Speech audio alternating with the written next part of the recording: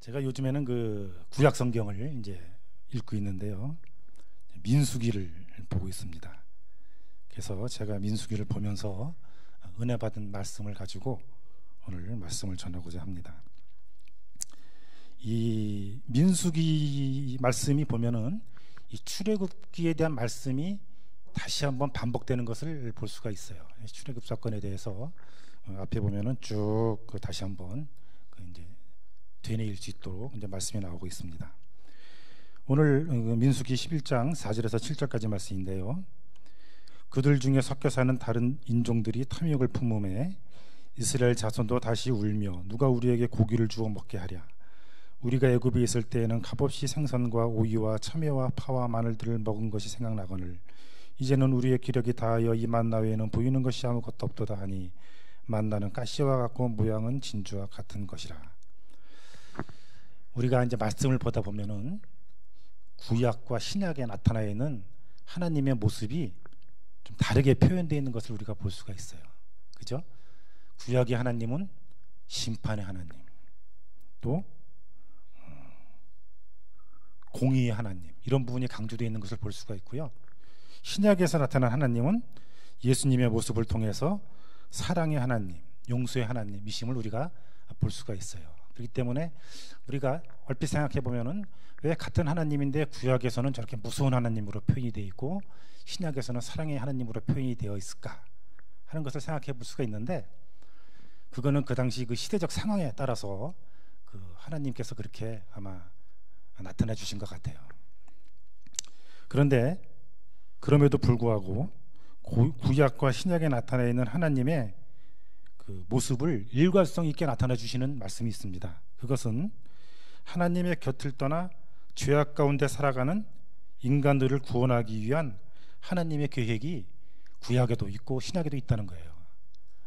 신약에서는 물론 예수님을 통해서 자명하게 나타나 있지만은 구약에서도 하나님께서는 그 인간들을 구원하시기 위한 계획을 끊임없이 실천하고 계시다는 거죠. 하나님께서는 죄악에 빠진 인간들을 구원하시기 위해서 한 사람을 택하셨죠. 그죠? 믿음의 조상 아브라함을 택하셨어요. 아브라함이 의롭다거나 뭐 특별히 어떤 하나님을 찾았거나 하는 데 대한 말씀은 구약에 없어요. 다만 하나님께서 일방적으로 모든 인류를 구원하시기 위해서 아브라함을 택하셨다는 말씀밖에 없습니다. 그래서 갈대아 우루, 죄악 가운데 있던 갈대아 우루에서 하나님께서 아브라함을 택하셔서 그를 이제 가나안으로 인도하셨어요. 그래서 하나님께서 이제 인도하신 가나안 땅에 아브라함이 들어가서 살게 되었는데, 거기서 이제 아브라함이 이제 아들을 낳았죠. 아들 이삭을 낳았죠. 그리고 이삭이 또 아들을 누굴 낳았어요? 야곱과 에서를 낳습니다. 야곱과 에서. 그래서 야곱이 이제 하나님께서 약속하신 그 이제 이스라엘의 믿음의 조상이 돼서 이제 12명의 아들을 낳고 또 한 명의 딸과 함께 이제 살고 있었어요. 그런데 그 중에 한 명 특별히 더 사랑하는 아들이 있었죠. 그죠? 요셉을 편애했어요. 그러니까 우리도 이 자식을 키우다 보면은 특별히 더 이쁜 자식이 있을 수도 있는데 이 자식을 편애하다 보면은 결국 자식들 사이에 결국 갈등이, 시기와 질투가 일어날 수밖에 없는 것 같아요. 그죠? 리브가는 누구를 사랑했어요? 이삭을 사랑했죠. 그죠? 또 이삭은 야곱을 사랑했고요. 그래서 결국은 이삭과 야곱은 이제 원수와 같이 지내게 되지 않았어요? 근데 야곱도 마찬가지로 자기 부모님이 아마 한 모습을 자기도 모르게 배웠는지 그도 유독 요셉을 더 사랑했던 것 같아요. 그러니까 요셉을 더 사랑하다 보니까 나머지 11명의 아들이 요셉을 시기하기 시작했죠. 그죠? 그래서 요셉을 갖다가 결국 팔아버렸죠. 팔아버려서 요셉은 결국 이제 애굽 땅에 가서 살게 되었죠. 애굽 땅에서 하나님과 늘 함께하던 요셉은 총리 대신에 높은 자리에 올랐죠. 그죠? 그러나 이제 가나안 땅에 살던 야곱은 이제 흉년이 들었어요. 가나안 땅에 흉년이 들어가지고 식량을 구하기 위해서 이제 자식들을 이제 애굽에 보냈죠. 식량을 얻기 위해서. 애굽에도 역시 기근이 들었지만은 애굽에는 요셉이라고 하는 아주 현명한 총리가 있었기 때문에 그런 기근을 잘 넘기고 있었어요. 하여간 이 야곱은 뭐 우여곡절 끝에 다 모든 가족이 이제 이집트로 애굽으로 이민을 와서 살게 됐어요. 그래서 요셉이 자기 아버지와 자기 형제들의 모든 잘못을 다 용서해주고 애굽의 한 곳 고센 땅을 이제 그들에게 주어서 살게 해주셨어요. 그래서 그곳에서 잘 살았죠. 잘 살았는데 그곳에서 몇 년을 살았냐면은 이 사람들이 430년을 살았어요. 430년을 애굽 땅에 와서 살고 있었는데 처음에는 애굽 사람들과 그 유대 민족들, 야곱의 자손들과 사이가 참 좋았죠. 왜? 요셉이 있었기 때문에. 그러나 세월이 지나면서 요셉에 대한 모든 이야기들도 다 잊어먹게 되고 또 이스라엘 민족들이 점점 인구수가 많아지다 보니까 애굽 사람들이 이스라엘 사람들을 핍박하기 시작했어요. 그러다 보니까 이제는 이스라엘 민족들이 애굽 민족의 이제 종의 신분으로 전락하게 말았죠. 그러니까 이스라엘 사람들이 하나님께 부르짖었죠. 저희들을 종의 신분에서 구원해 달라고. 이래서 하나님께서 이들을 구원하시기 위해서 누구를 택하셨어요? 모세를 택하셨죠. 모세, 그죠? 하나님께서는 항상 하나님의 일을 행하시기 위해서는 하나님이 직접 하시는 것보다는 꼭 사람을 택해서 하나님의 뜻을 이루시는 것을 성경을 보면 알 수가 있습니다. 그래서 이제 모세라는 사람을 통해서 하나님께서 이스라엘 민족을 이제 애굽에서 이끌어냈습니다. 이끌어내서 이들이 맞이한 곳은 첫 번째 맞이한 곳은 홍해였죠. 홍해가 그 앞에 놓여 있을 때에 이제 모세의 지팡이로서 기적을 일으켜 홍해를 건너게 했습니다. 이 홍해를 건넌 이스라엘 민족이 지금 이제 어디 와 있겠어요?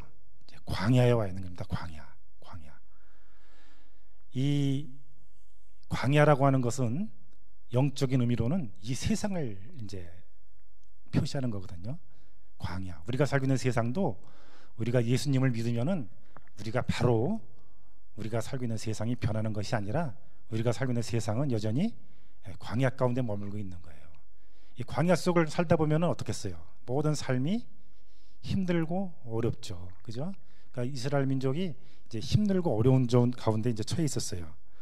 하나님께서는 이들을 사랑하셔가지고 매일같이 만나라고 하는 음식을 내려주셨어요. 이 만나라는 음식을 주셨는데 이 만나를 매일 먹다 보니까 이제 옛날 생각이 난 거예요. 옛날에 이제 비록 종살이를 하고 있었지만은 그곳에서 먹던 여러 가지 음식들이 이제 생각이 나기 시작한 거예요. 그러니까 이제 하나님 앞에 불평하기 시작하신 거죠. 불평하기 시작한 거죠.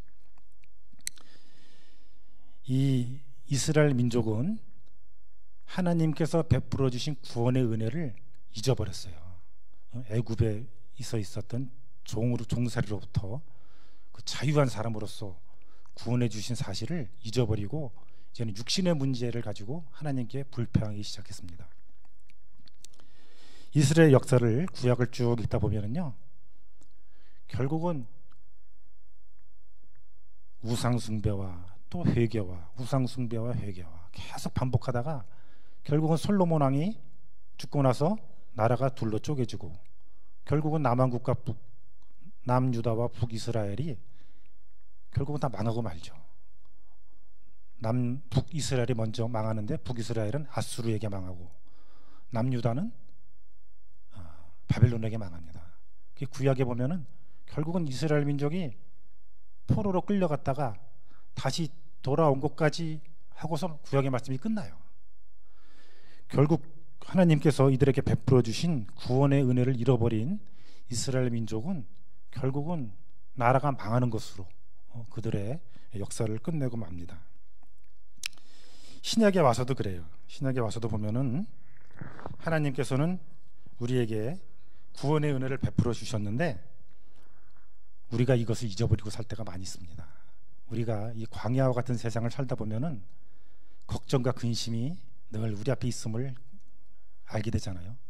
그럴 때마다 우리는 하나님께서 우리에게 베풀어 주신 구원의 은혜를 잃어버리고 우리 앞에 놓인 그 어려움 때문에 하나님께 불평할 때도 많이 있어요. 사실은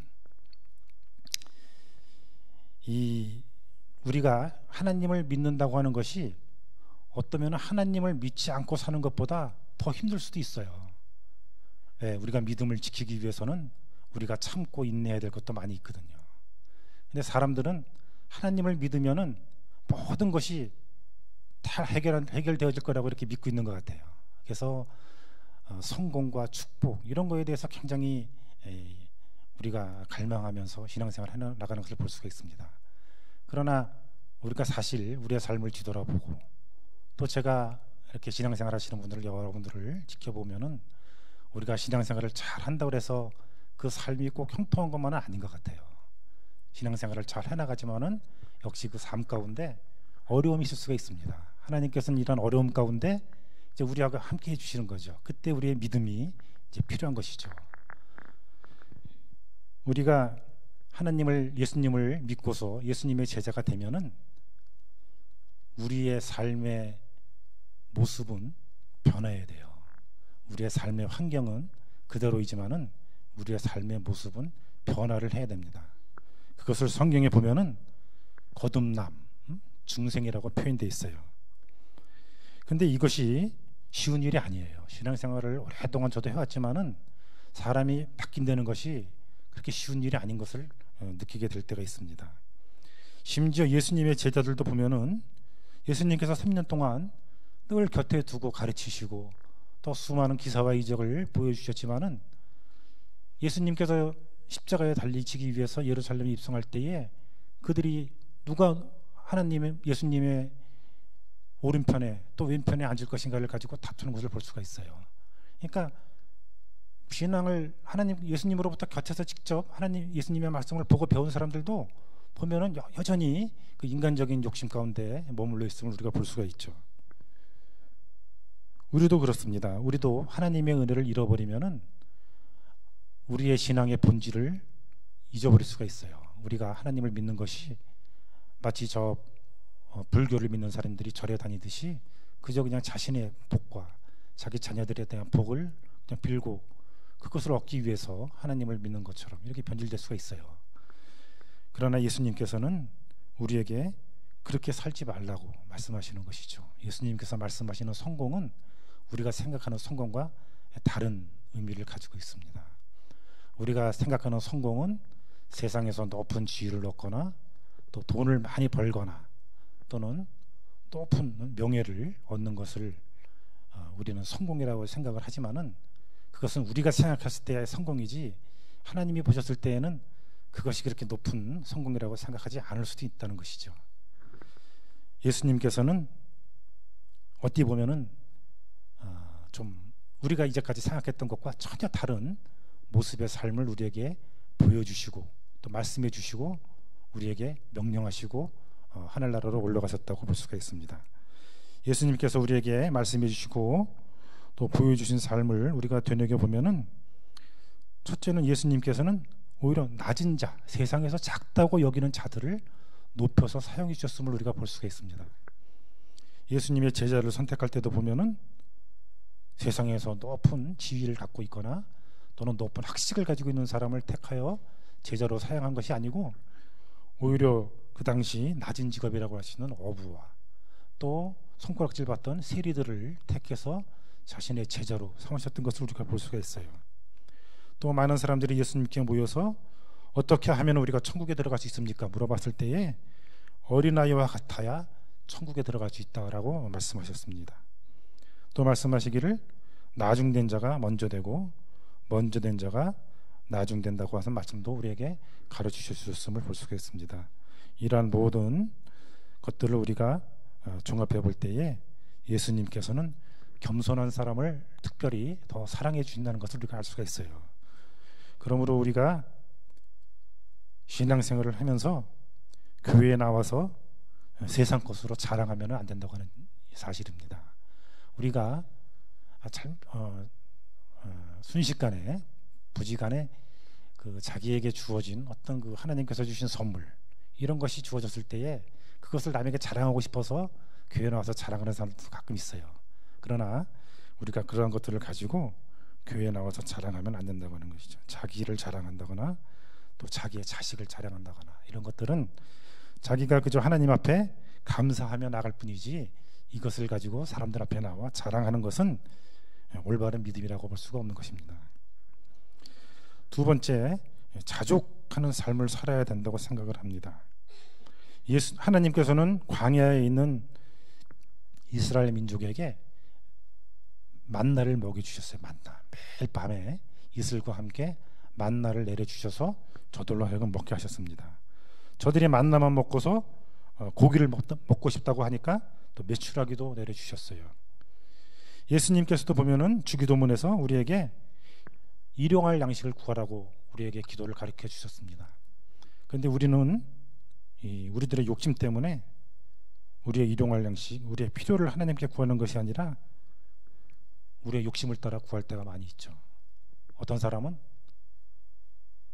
11조를 예전에 보면 11조를 100만 원씩 드리겠다는 사람이 있었어요. 자기 수입이 1000만 원이 아닌데 제가 100만 원을 11조를 드리면은 하나님이 나에게 1000만 원을 주실 것이다. 이런 믿음을 가지고 미리 이렇게 100만 원씩 11조 하시는 분도 제가 본 적이 있어요. 이것은 어떻게 보면은 내가 하나님 뜻대로 살기를 결심하는 것이 아니라 하나님께서 나의 욕심대로 따라와 주기를 바라는 잘못된 믿음이에요. 우리는 우리의 필요를 따라 하나님께 구할 수는 있어요. 우리의 건강을 위해서, 또 우리 자녀들의 진로를 위해서, 또 우리들의 여러 가지 삶에 필요한 것들을 위해서 하나님께 기도해야죠. 그죠? 예수님께서도 우리에게 말씀하시기를 너희는 먼저 그의 나라와 그의 의를 구하라. 그리하면 이 모든 것, 우리가 마실 것, 먹을 것, 입을 것, 이런 것들을 더하여 주시겠다고 말씀해 주셨잖아요. 근데 우리는 보면은 우리가 욕심을 따라 구할 때가 많이 있어요. 높은 것. 어떤 사람은